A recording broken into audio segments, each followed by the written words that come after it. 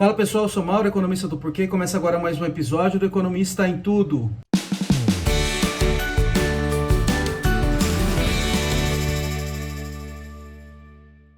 Para você que está chegando por aqui, eu convido a se inscrever no nosso canal e ligar o sino para receber as notificações. Toda semana de 3 a 4 vídeos novos, e também a dar uma olhada no nosso site www.porquê.com.br, que tem bastante conteúdo escrito lá.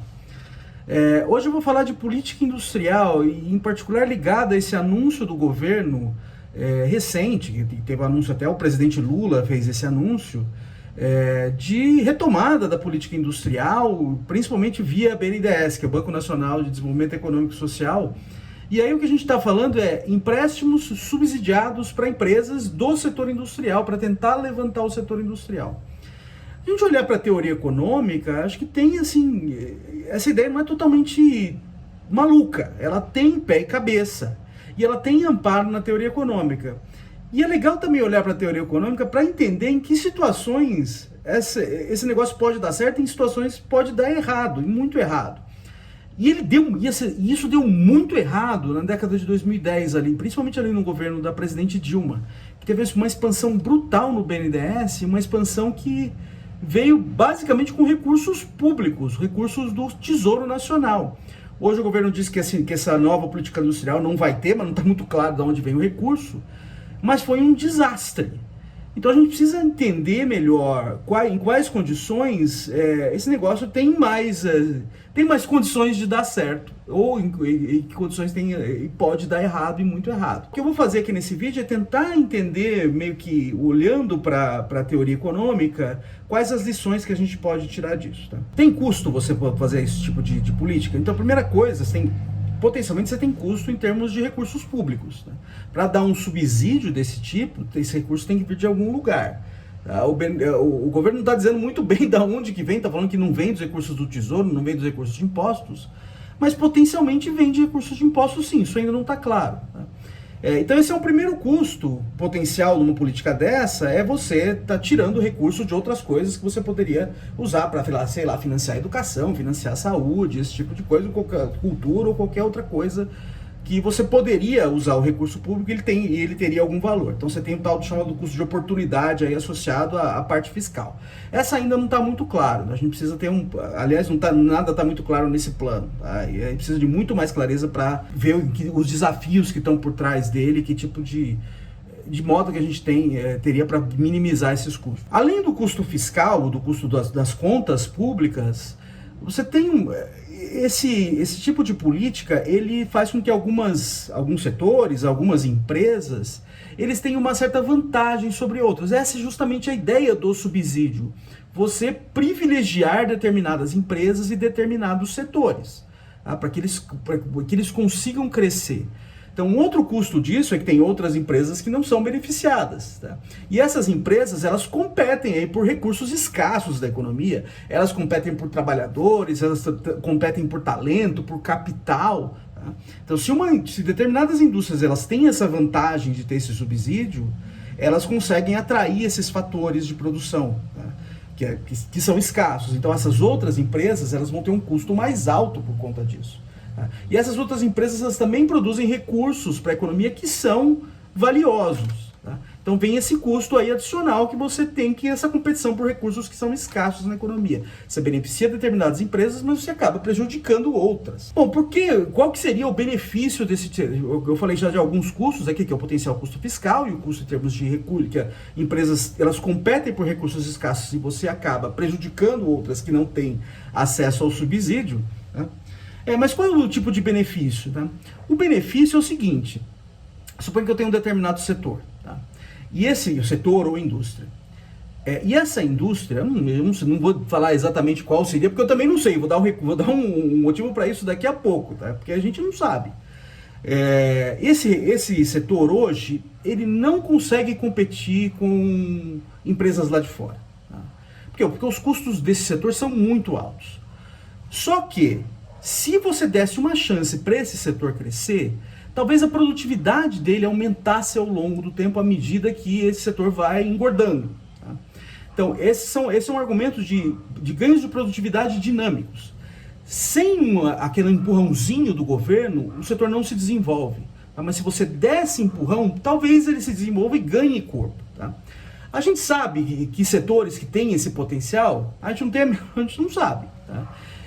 Então, o governo tem que fazer escolhas no fim das contas. Então, pode ser que o governo, no fim das contas, faça escolhas que, ótimo, deu certo. Tá? O setor cresceu, gerou ganho de produtividade e assim por diante.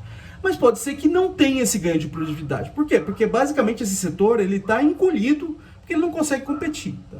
Então, a primeira coisa que a gente precisa pensar aqui é o seguinte: esse setor consegue andar com as próprias pernas? Tá? Se a resposta é sim, não vale a pena colocar o recurso. Então, se você colocar recurso em setores consolidados, em empresas grandes, provavelmente é um mau uso desse recurso. Então, se você olhar para o passado, isso foi feito lá na década de 2010. Tá? Por quê? Porque esse setor provavelmente vai conseguir andar com as próprias pernas. Além disso, ele vai ter acesso a recursos lá fora, por exemplo, a custos mais baixos. Então, quando você vai lá e dá um subsídio para esse setor, o que você está fazendo? Você está pegando dinheiro e basicamente dando dinheiro para o empresário está botando dinheiro no bolso. Aí é um péssimo uso dos recursos. Então, você precisa pensar em setores que não andariam com as próprias pernas. Tá? Além disso, você precisa, e potencialmente, né, você precisa de setores que gerem o que a gente chama de externalidades. Tá? Que isso aí não esteja circunscrito ao setor, mas à medida que ele cresça, ele beneficie a economia como um todo. Tá? Então você precisa que esses ganhos de produtividade eles se espalhem. Para quê? Para que isso aí tenha ganhos além do ganho privado do empresário, que tenha ganhos sociais. Tá? Então o que a gente precisa, além disso, é desse potencial desses ganhos aparecerem. Tá? Um setor que eu acho que tem esse potencial, que o governo está contemplando aí, pelo menos no papel, são tecnologias limpas, tá? Que não agridem o meio ambiente. Então esse aí faz certo sentido porque você tem esse efeito que pega a economia como um todo, que você diminui a poluição. Tá? Potencialmente, se essas tecnologias ganham corpo, se esses setores ganham corpo com esse subsídio. Então é isso. Então acho que tem um primeiro desafio aqui é tentar entender que setores você vai privilegiar. E aqui a gente tem algumas dicas. Tem que ser setores, eles sozinhos eles não andam, eles precisam do empurrão do Estado, e eles têm também impacto sobre a economia como um todo, que vão além do próprio setor. Tá? Que tem ganhos sociais, ganhos para a sociedade como um todo, que vão além dos ganhos privados do empresário. Bom, então eu acho que é isso. Acho que tem um desafio aqui que é esse, escolher os setores que vão dar certo, tá? E tem que entender também que pode ter custos que pode dar errado, pode dar muito errado, e pode escolher setores que não funcionam. Tá? Então, uma coisa importante aqui para pensar é que esse tipo de política, ela tem que ser obrigatoriamente temporária. Então, tem que ter fim esse programa. Então, você começa um subsídio, primeiro, você tem que ter uma meta muito clara. Onde você quer chegar? Tá? Em 10 anos, esse setor vai aumentar a produtividade em X%. É isso que se espera. Se não aconteceu, tem que interromper. Então tem que ter uma meta clara para os empresários, onde eles têm que chegar, e se não aconteceu, tem que interromper. Tá? Porque o risco aqui é esse, tem um risco adicional, que é o empresário não tem incentivo a fazer inovação, a melhorar, a ganhar produtividade. Então, por quê? Porque ele entende que esse programa pode ser renovado sucessivamente. E isso é uma coisa, olhando para o passado recente no Brasil, a gente tem que ver que isso é um perigo muito real. É só olhar o caso das desonerações que foram renovadas mais uma vez. Tá? Era para ser um programa temporário ali na década de 2010, de novo no governo da presidente Dilma, e esse negócio fica sendo renovado sucessivamente. Dessa vez até o executivo foi contra, mas o legislativo conseguiu mais uma vez renovar esse programa, que é um programa muito ruim. Tá? Então, uma vez que você gera ganhos privados, o incentivo do empresário é tentar ficar renovando isso para sempre. Tá? E renovando isso para sempre, você diminui o incentivo a de fato ter ganho de produtividade. Então tem um problema dentro de política industrial, em geral com vários programas do governo que focalizam determinados setores, que é um problema que a gente chama de economia política. Tá? Tirar uma vez que isso está colocado, tirar depois é difícil. Porque você gera grupo de interesse que está ganhando dinheiro em cima daquele programa. Então remover depois é muito complicado. Então essa é uma coisa que tem que pensar. Então um programa desse, para ele ter potencial para dar certo, ele tem que ser temporário. Tá? Tem que ter meta E se não acontecer ali, não cumpriu a meta, tem que retirar. Por quê? Ou cumpriu a meta, ótimo. Quer dizer que o setor já é competitivo, ele não precisa mais da ajuda do governo. Tá? Se não cumpriu, provavelmente aquele setor não tem aquele potencial todo. E você continuar ali subsidiando é basicamente um desperdício de recursos. Tá? Então é isso que eu queria colocar aqui. Não é uma ideia totalmente doida, o desenho é super importante. Tá? Pensar quais setores teriam esse potencial, e ter em mente que precisa de meta, o que não teve no passado, não tem nada claro ainda no que o governo vai fazer. Tá? Precisa de metas claras e precisa de um tempo para acabar, sim.